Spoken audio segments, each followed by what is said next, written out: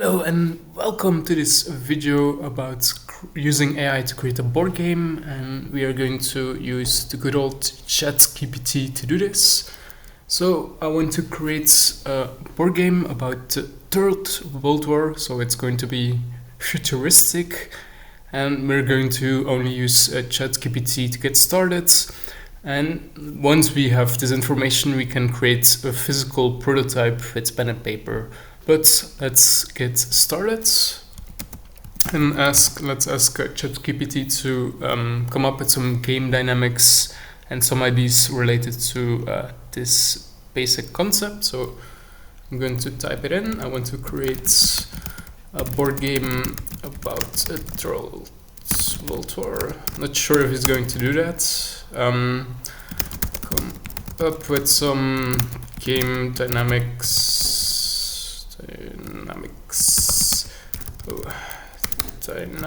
to make it fun and challenging. Let's see what we will come up with and if he wants to do it, because it might be quite controversial, but here we go. He's listing up some game dynamics that we can use for this.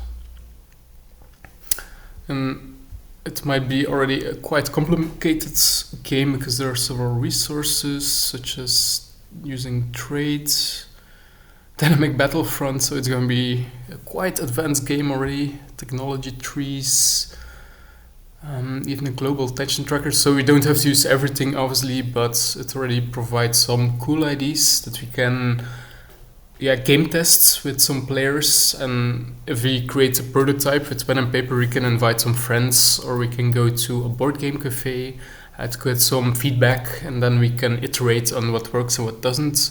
For example, ChatGPT mentions several dynamic game elements, and these can obviously be used in your game. Okay, and then we also can come to an end game, obviously. Okay, and then this creates some unpredictability and engages players, so that's already a start. And maybe we can ask ChatGPT to draw some characters for this. To make things more visual and allow us to use this as cards or as tokens in the game itself. So this takes some time because ChatGPT has to think. And once again, we can iterate on this, but as you can see, this allows us to make games really fast. In a matter of 10 to 15 minutes, we already have like some dynamics, some characters, and so on. Obviously, I could have started by asking ChatGPT for some ideas to start. Instead, I already had some idea about the team. So, but okay. So, it's obviously some characters that you could use in your game. And this is just a first example of a game that you could design. And from here we can use this as input for further ideas, or then do some more refinement later on based on feedback of players. And this could really be cool because in the matter of a few weeks you could play test maybe 20 or 30 games if you're really testing a lot. And this could already provide some input into your game development.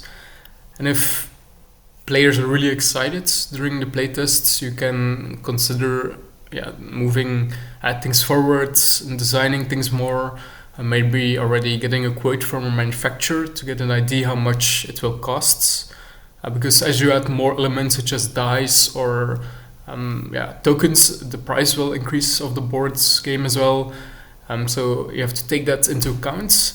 And once you all have all this, you can start to generate some interest on social media, see if people are interested and subscribe to your newsletter. Once you have some subscribers, for example 250 to 300, you can use this to kickstart a crowdfunding campaign such as Indiegogo or then Kickstarter itself. and use this to like sell already a few units before you have to start ordering inventory. So what else could we ask ChatGPT? Well, we could ask to make sure that the game is exciting and interesting. Obviously, we can make it visual as well. We can add several game dynamics. We could also ask that it only works, for example, for 4 to 8 players to make sure that the target audience can be reached. We can also ask to make it simpler, so people can join without having to explain a lot. We can also ask that they write a manual for the game. So I think ChatGPT is a great way to get some pointers and some starting ideas, but then to refine it, we actually have to work with players and get further inputs.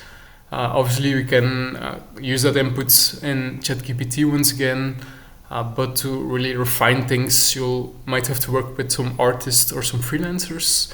But with AI, you obviously can do a lot in terms of game development. So this was a first introduction to that. In further videos, I'll probably dive deeper in that.